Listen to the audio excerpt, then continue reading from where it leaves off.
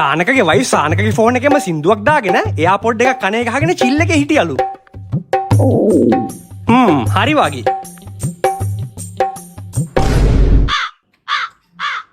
අසුනි කවුද යකෝ මේක FM එකක් දාලා තියෙන්නේ?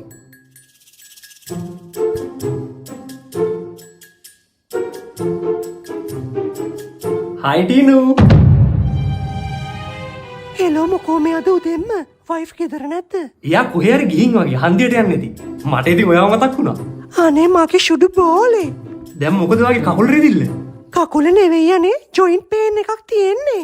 ජොයින්ට් පේන්ස් වලට මේ ජොයින්ට් පේන්ස් වලට ඕටෝ ෂීල්ඩ් හොඳයි කියනව නේද? මේ මම ගා එකක් තියෙනවා මට ගෙනත් දෙන්නද? ඔයා මම ගැන සෑහෙන්න හිතනව නේද? මෙහෙම හැංගි හැංගි ඉන්නේ නැතුව අපි කවද්දනේ අපේම වෙන්නේ.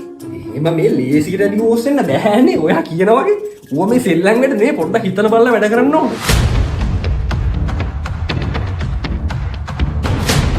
ඔයාට ඔක්කොම ඇහුණාද? ඔව් මට හොඳට ඇහුණා.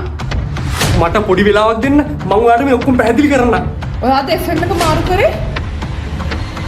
මොකද? අනේ මං දාලා තුන FM එක දාන්නකෝ. ඒකේ ලස්සන සින්දු ටිකක් ගියා. FM එක? ඔයා මාරු කරපේ කියන්නේ මා ජරා රේඩියෝ කතාවක්. දාන්න හොඳේ? ඈ?